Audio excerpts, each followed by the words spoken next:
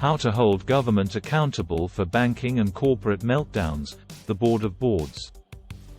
Remember the S&L RTC, the failure of 1,600 banks in the 80s and 90s, then Enron, Tyco, and WorldCom, the subprime debacle, and now Silicon Valley Bank. You would expect that with all the focus on corporate governance, billions spent on Sarbanes-Oxley, Dodd-Frank's and the new regulatory and accounting reforms, we could prevent these catastrophic financial disasters. Not. Even with all these new reforms, we just experienced the second worst bank failure in history. With the passage of Dodd-Frank and other regulatory reforms, the result has been more controls, more reporting, and more laws to keep the lawyers and politicians pontificating and well-fed for decades. It's estimated that Sarbanes-Oxley cost American businesses billions of dollars, restricted business expansion, IPOs down, and moved businesses to other countries, UK, China, etc. If we did a cost-benefit analysis, we'd be challenged to show the cure was worth the cost. After its 10th anniversary, few major players have been prosecuted under Sarbanes-Oxley. Who are the benefactors of these destructive financial scenarios? Politicians want to demonize businesses and gain more power and votes by promoting regulatory reform. They deflect attention from their own complicity. Even though Freddie Mac and Fannie Mae enabled the subprime debacle, neither were touched by regulatory reform. Where were all the bank regulators, who are responsible for safety and soundness and capital requirements?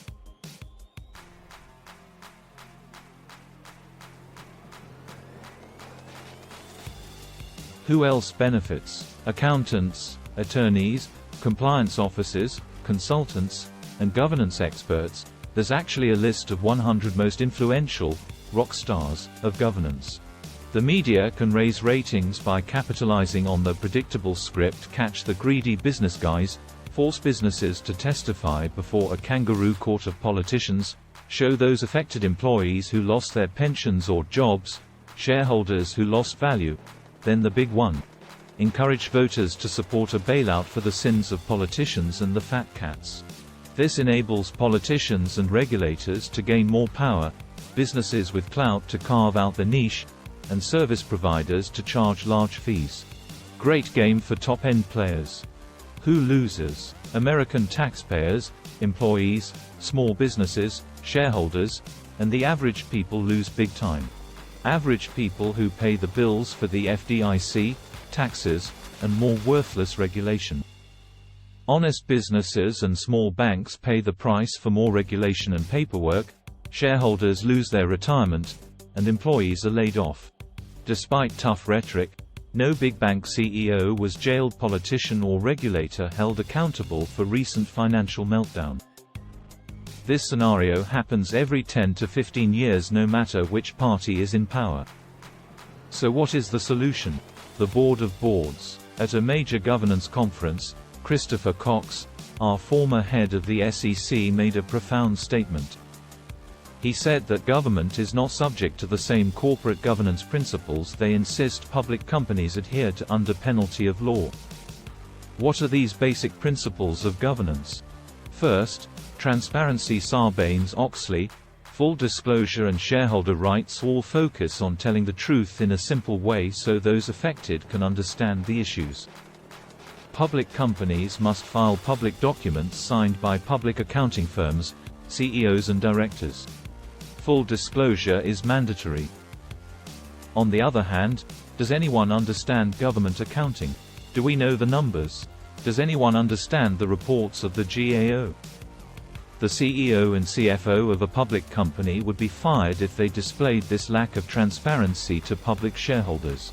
Second, stewardship. The main duty of a director is to act as a fiduciary steward of the assets entrusted by shareholders. Who in the federal government is a faithful steward of our precious assets and taxes? Social Security and Medicare are going under and the federal debt is expanding exponentially without any consideration of the effect on future generations. We could lose our country because of a lack of stewardship by our government leaders. Third, accountability in a public company. The board, CEO, CFO, and others are held strictly accountable. Directors, CEOs, and CFOs are fired, fined and put into prison. No one has been fired in the government. In fact, the chief enablers of the subprime fiasco and failure of Freddie Mac and Fannie Mae, Barney Frank, a well-paid director of failed Signature Bank, and Chris Dodd are not being held accountable. In fact, they are presenting themselves as the champions of reform who are going after greedy businessmen.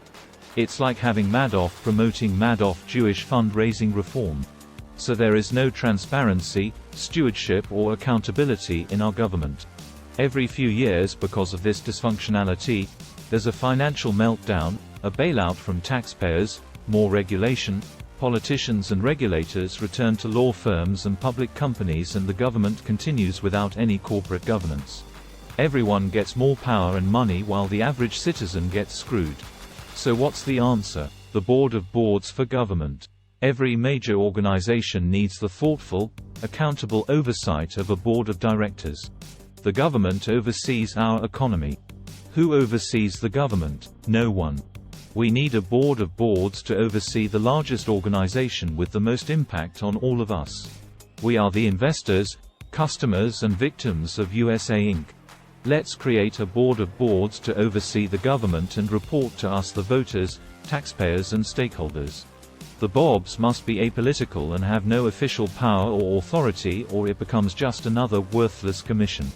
How do we keep the BOBs above the politics? Make it a bully pulpit board, not an official agency. The Board of Board meets monthly for 2 hours on television to disclose and report on government transparency, stewardship, and accountability. Televise the meeting during prime time so average voters can see the meeting. Get sponsors. Pick directors with credible reputations who have no skin in the game. Like American Idol picks judges, no political voting, so this group can be totally independent and diverse, and entertaining. Possible candidates: Warren Buffett, Bill Gates, Rick Warren, Donald Trump, Jeff Bezos, Oprah Winfrey, Bill O'Reilly, Megyn Kelly, Bill Clinton, Candace Owens, Joe Scarborough, Bill Maher, Judge Judy, Elon Musk, etc. In short, a mix of high-profile influences from business, political, media, spiritual, entertainment, etc. who have credibility, different backgrounds and diverse opinions. BOBs would discuss the issues and performance of the president, cabinet, judiciary, regulators, and the wisdom of legislation or key issues, and give their opinions and final vote every month. They would also pinpoint who is accountable and cut through the noise, complexity, and BS to make their observations and recommendations. Politicians would be invited in to report. No subpoenas. If they don't show up, the BOBs would fill in the blanks.